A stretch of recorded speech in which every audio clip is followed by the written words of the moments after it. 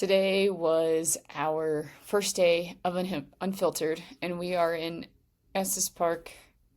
And today was heavy. Today was a day that I let go of a lot of shit that I've been holding on to for a long time.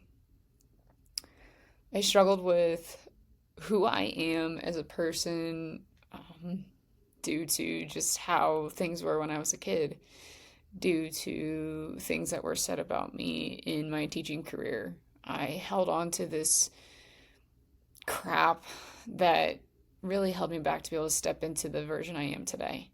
To be able to come in here and talk about it, emotionally exhausted because I cried a lot. I let go of a lot. And I'm here to tell you that when you go on your journey and you start to get to know yourself and really sit in the emotions, that's when you truly grow.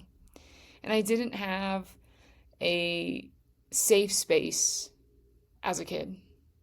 I didn't have that mom that would allow me to open up and talk about the shit I was going through. My stepdad being an alcoholic, and my mom not ever really wanting to talk about anything but shove it under the rug. And I'm sure you feel that way if you have family in the way you were brought up, that you didn't talk about things. Because let's be real, no one wants to talk about what is going on and how they're feeling. And why I created this pride method to start stepping into the best version of ourselves is powerful.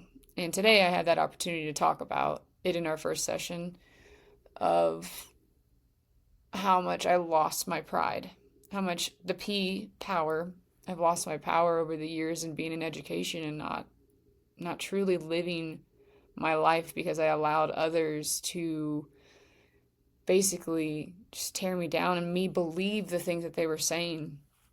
Negative stuff of, you're a lesbian teacher, you made I had some mistakes that I made and I paid for them and didn't get my job back. Like, there's so many things that I believed that I was not good enough. I wasn't able to show up as the person I am today when I lead the people in my coaching program.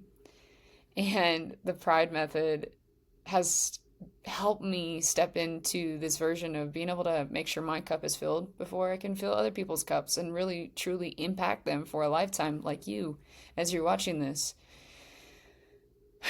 And today I let go of some stuff. I remember sitting on the rocks and there was a girl that was in our group and she said some stuff that really hit home for me, and not ever really being able to live or be myself because I wanted people to view me as strong and confident or whatever it was, and prove that I belonged in teaching and in education. So I stayed because it was safe. I stayed because it was comfortable. There was stability. But really, all it brought me over those years was hurt. So much hurt, so much anger, there's so many things that I never really understood. Not until I understood myself. And today I talked about it. When I was in third grade, I had not even a friend. I wouldn't even call him a friend. I thought it was, right? Call me some names that wounded me for so long. And no one protected me. No one talked to me about what those things meant. Because really, I knew I was gay when I was in third grade, but I didn't want to go through the shit that I did that day. My mom didn't talk about it with me. We didn't talk about it later. And then I would experience bullying throughout high school and, some in college where people were fucking ruthless, as people suck when they don't like that lifestyle or have opinions and thoughts about it. And then being in education, same thing. Like, not supported, not seen, not heard. A boss telling me that I don't belong, and I believed it. I believed it so much that I was not willing to go find something else, go do something else, because I thought I was meant to teach. I thought I was meant to help. And I had the intention, but the intention started to not be there anymore because how much these experiences really affected me and I didn't understand it. So, 8 years, I basically stayed in a career to prove what? To prove that I can like rise above when there is bad things said about me or I make mistakes or whatever it is that people want to have their opinions about me as a person. I stayed quiet because as a teacher, you're supposed to be this role model. And I kept looking out at the rocks today and thinking, like, you're fucking free. You're so free. Like, you can impact people because you now understand your self worth. You know who you are.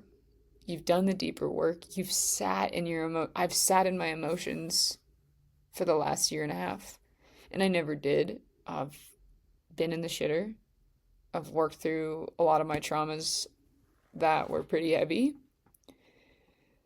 And today I let that go and I spoke about it. And it was so scary, but it felt so good. And then we had our other session today with another coach that we burn away and let go of the things that were holding us back. And I talked about a lot of stuff. And one of the things that I talked about today, because you're supposed to bring a picture, and this picture that I had,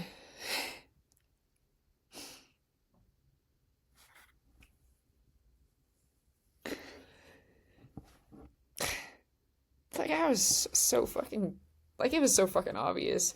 And I'll pull it up as I try and talk through this, because it's it's crazy on how like I went back to California and I saw this and I was just like giggling. I'm like, how did like no one tell me that I was fucking gay? And like I didn't want to own it. My stepmom knew.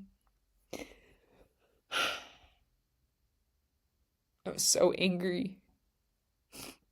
I was so hurt, but I didn't know how to talk about it because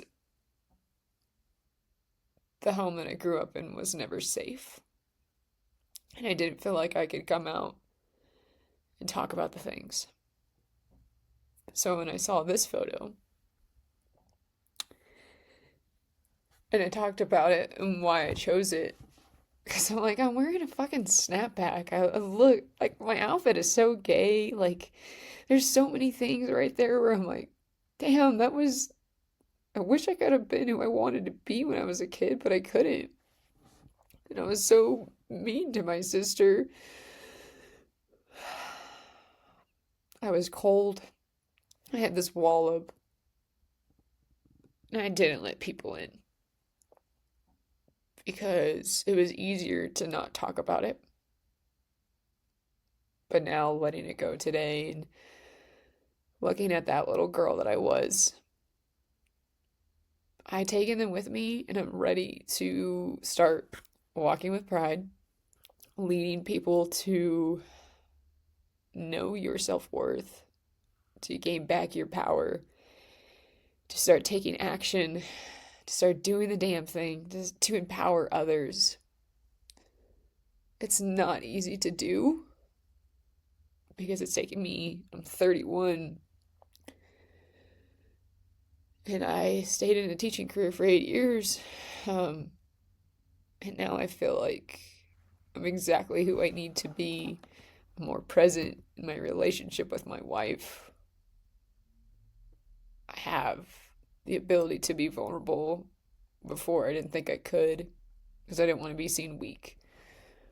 I'm going to tell you right now, once you start to know who you are and do the deeper work and sit in your emotions, you can fucking thrive. Because today, I am grateful for this opportunity that Angie Williams gave me, intentional hairdresser, and speaking about my message and telling you about how I felt today and sharing the vulnerability side that I never do. You can do it. You can absolutely do it and start breaking cycles, but you have to be ready for the emotions that come with it. And I feel heavy as fuck because it's exhausting. But it also is freeing because I put a note on a piece of paper today that I'm not going to share with you because that's mine. Um, but I still talk about all the things. But it's a message that I wrote that I'm letting go stuff to step into this version. And I want you to know if you are ready to take that step and start walking with pride, we are here waiting for you. If you are a big old gay like myself and you struggle and you don't know where to begin, I need you to know and hear this right now. You are seen, you are heard for exactly who you are, and you don't need to do it alone.